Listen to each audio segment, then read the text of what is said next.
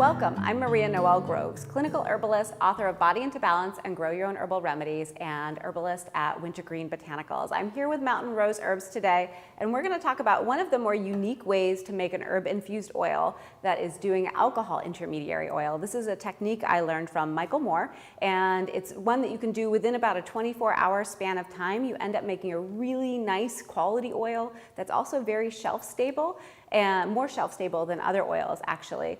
But you do have to do it with dried herbs, and we're going to use alcohol as an intermediary substance to draw out some of the healing properties of the plant and make them more readily available to the oil. So to start off with, we're going to weigh out about 1 ounce of herb. So I have a scale here with a measuring cup on it.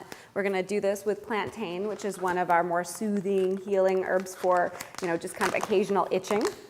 And it's one that I really love to work with. And this technique, you really do need to use dry herbs because of the way that the process is. There are a few herbs that are better to make herbal oils with when they're fresh, like St. John's wort. So this technique won't work for that, but it will work for most of your other herbs that you might want to make herbal oils with. And you'll be surprised by how little time the herb and the oil are in contact with one another, but yet how fantastic the quality is of the final product. And so I'm just going to weigh out about 1 ounce.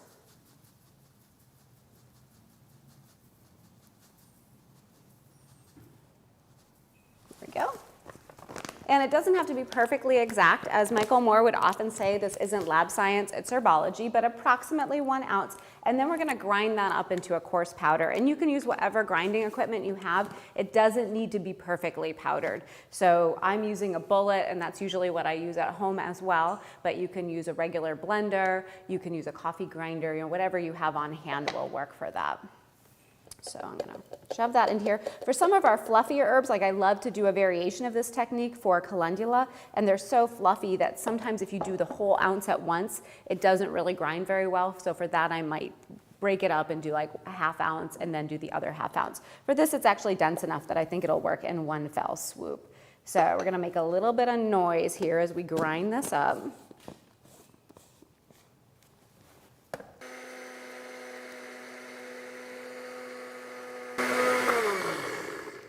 So sometimes I call it the party in a blender, so especially if you do this with your regular blender, because later we're going to actually finish the process in more of a regular standing blender versus a bullet. And so sometimes I'll do my grinding in that just so I have fewer things to clean, but a bullet does do a little bit better job for grinding. When you're doing it in that standing blender, I like to call it like the party in the blender, because you'll start to see everything just sort of fly around and you'll be able to see that things are pretty well ground up. So we've got our ground up herb, and I'm just going to put that in a mason jar. You could put it in another container first to prep it and then put it in anything that's really tightly sealed. So mason jars work quite nicely since they are so well sealed, but they are kind of an awkward size. They're a little bit more narrow mouthed, so we'll just kind of work with that. And then we're going to measure out a ½ ounce of the product here, of our alcohol, to go with that. So we're going to pull out just a little measuring shot glass. You can use the 1 ouncers, or this one's a 4 ounce. They both work. Something that you can measure in small quantities, because we're only going to be measuring out a ½ ounce for this particular one. If you don't have a measuring shot glass around, but you happen to have a 1 ounce jar for salve making, or you have a 1 ounce tincture bottle empty, you can just kind of eyeball it about halfway. So you don't necessarily need to have fancy equipment, but I do love these little shot glasses. And it is important to have everything be pretty clean. It doesn't have to be sanitized, but it is definitely nice because oils do encourage microbial growth more than other methods. One of the benefits of this particular technique is that because we're using dry plant material and because everything's getting kind of coated in alcohol first, it is one of the more shelf-stable ones, one of the ones that's least likely to grow yeasts and molds and bacteria, because we've basically sanitized things with the alcohol and we don't have that water present. So I'm just going to pour that in here.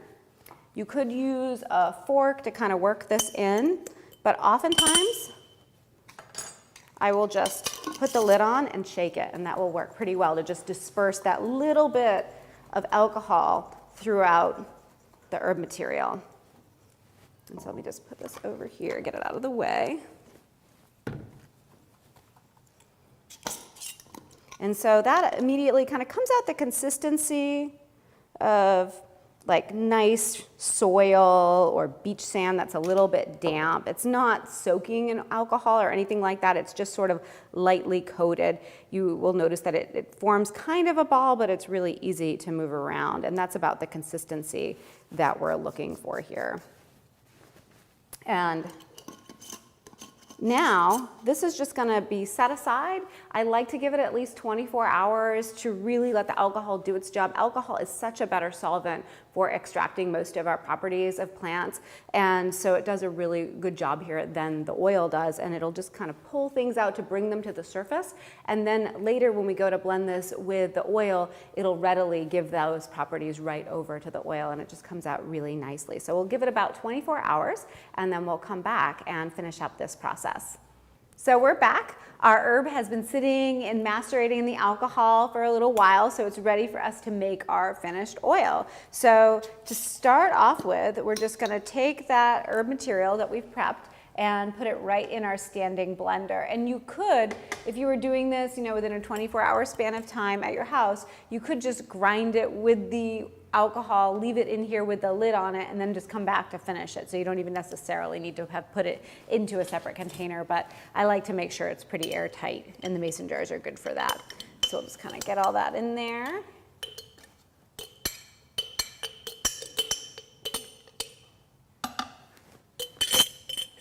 And then we're going to cover it. So we started off with 1 ounce of herb, ½ ounce of alcohol. We're going to add about 8 ounces of oil, and those are approximately the proportions, but you can easily add or subtract. Like for example, calendula, I often will start out with this method, but it's a lot fluffier than this plantain is, and so I might end up adding like a couple extra ounces of oil just to make sure that it's covered well, and then also so that it moves around well in the blender. So you can clearly play around with these proportions a little bit if you want to or need to.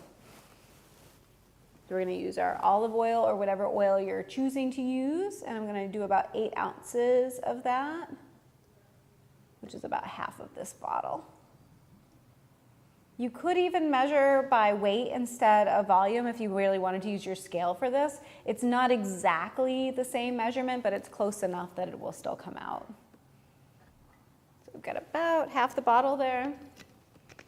And then you're going to turn on your blender and you're going to blend for about 5 minutes or so. You're going to blend until things start to get really warm. This is a really good way to kill your blenders over time, but it works well for a remedy, so it makes a lot of noise. So you can do this if you're very sensitive to you can even wear the ear protection as you're doing it, but we're just going to let it blend for a while, and then we'll come back and strain it out after a few minutes when it gets warm.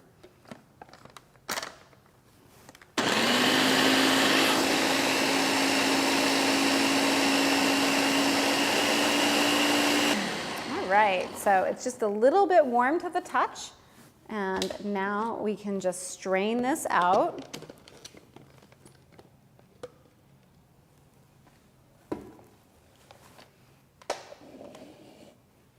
And to strain it out, I like to use kind of a wide one. You can use a Pyrex like this so you can measure. It's nice to be able to see, but really any big bowl will work. And then a nice good sized strainer that fits on top of that. And then I will cover that with some cheesecloth. You could also use muslin cloth. Something that's got a tight weave will actually work even better, but the oil will never wash out, so anything that you might want to reuse doesn't work for this. This is something that you really kind of need to throw out when you're all done. We're just going to kind of pour that through here.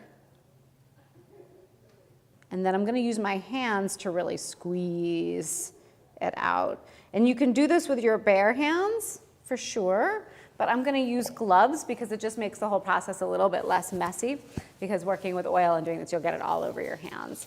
And so I'm going to put on some nice gloves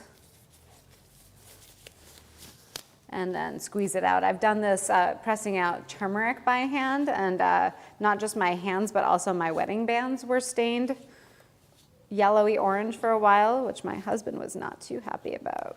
So started wearing gloves. Look at how beautiful that color is. The alcohol really extracts a lot more properties from the herb and sort of puts that into the oil than if you only used oil. And when I'm doing calendula, I start with a pretty similar technique, but instead of straining it out right away, I'll pour all that slop right into a jar, and then I'll do the heat method for a couple hours to a couple days, and then I'll strain it out. And that just seems to get just a little more out of the calendula, which benefits from a little bit of heat, but also extracts with that alcohol intermediary process as well. But almost all other herbs besides calendula and St. John's wort I do via just this plain method.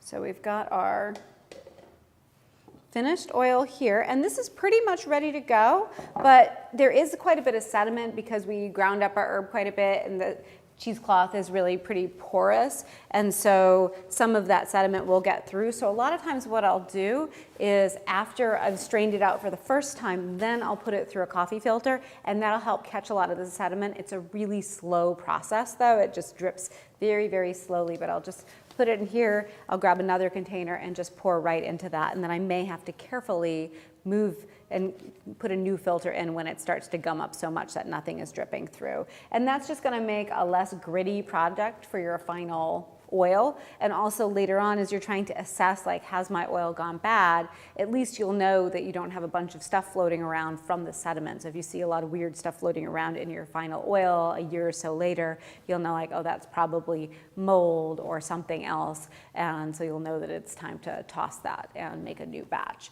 But this is our herbal oil, really lovely. You can use this as is, straight on the skin. Sometimes I'll combine it with herbal liniments and I'll shake them up really well and then apply them to the skin that way. And then you can certainly go ahead and make a salve or make a cream and use your herbal oil as part of your ingredients for that. But this is your basic oil. It'll keep, especially this one, should keep for at least a year, sometimes longer, as long as it's in a cool, dark, dry spot, and great to work with for all sorts of different skin healing recipes. So I hope you have a great time with this, and happy herbal adventures.